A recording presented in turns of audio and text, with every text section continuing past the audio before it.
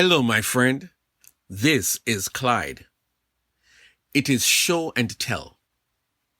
In 1 John 3 verse 19 we read, "Dear children, let us not love with words or speech, but with actions and in truth." I read a news item recently where a young lady stole thousands of dollars from someone in her family who trusted her with their money. I know of some folks who cheated on their spouses right after the wedding. I know of children who constantly lie to their parents in order to always have things their way. And I could continue along this line of calling out people who have been less than truthful in their relationship with others who they are close to, others who love them.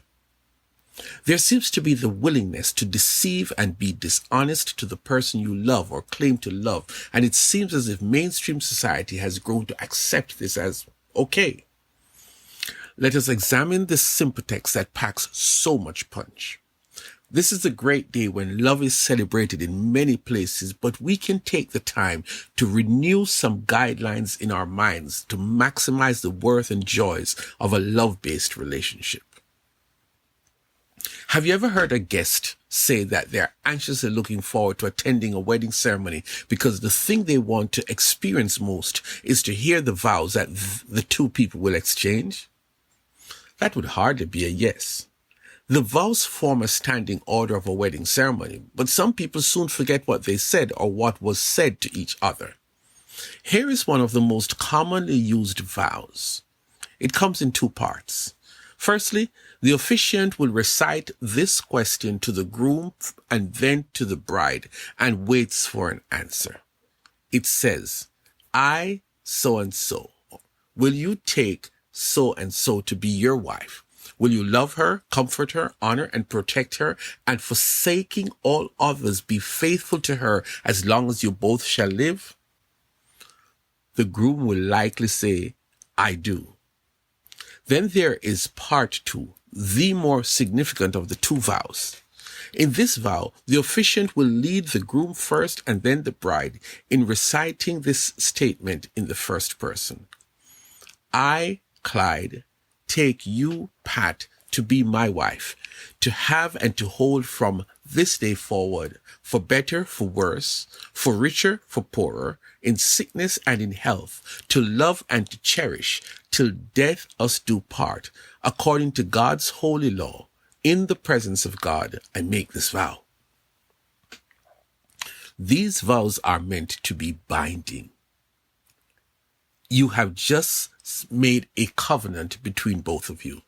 The couple getting married ought to understand that these vows represent what the Bible teaches about marriage. The first statement of marriage is found in Genesis 2:24, which says, "That is why a man leaves his father and mother and is united to his wife, and they become one flesh." Every word in that statement made by God is intentional. This statement is directed at the husband. When you get married, you are making a declaration that you're walking away from your primary family of origin, the parents who raised you, and by uniting with this woman, you are stating clearly that you're joining with her physically, emotionally, the whole person, and that this union will be consummated physically after the ceremony, and in that moment, the completion of the joining is done. Elsewhere in the Bible, we read that through the first act of sex between the bride and the groom, the marriage is consummated. They have now been joined permanently as one unit.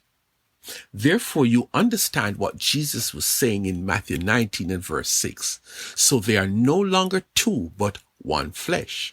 Therefore, what God has joined together, let no one separate. Jesus is making a strong statement here. When you get married, you are being joined together. The ceremony is the legal joining together, and this legal occurrence is a statement that represents the biblical principle. When the couple consummates the marriage later, God joins them together. God recognizes them as becoming one flesh. It makes sense, therefore, that God, who has taken this man and this woman and caused them to become one legally and physically, He does not permit, does not allow, does not give any person the right to undo what he has done. Neither the husband or the wife has the right to engage in any other relationship emotionally and physically, because in doing so, you have become an unauthorized agent in undoing something that God has done. But too often, someone in this relationship starts to have an affair and tries his best or her best to keep it hidden. You might successfully keep it quiet that no one knows, but God knows. And God is displeased with the outcome that this union has now been torn apart. This thing we call infidelity now makes a mockery of the vows that both persons took.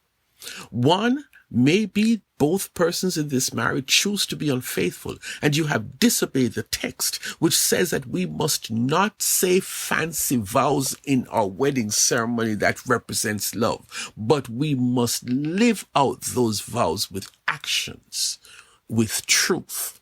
When you pledge to love by making a statement, whether audibly or written, that love must be substantiated in actions for the rest of your life. There is no place in marriage for anything else. It means, therefore, that you maintain your vows by the way you treat your spouse all the time.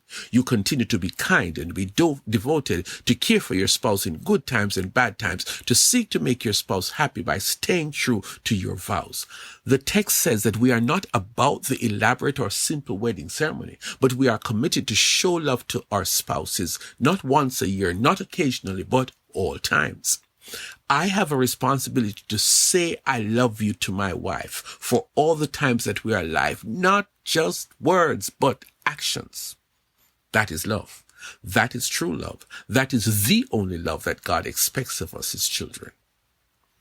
By the way, if you've broken your wedding vows, confess to God your indiscretion and turn away from the betrayal of your wedding vows, and don't ever do it again. True love is show and tell, the agreement of words and actions.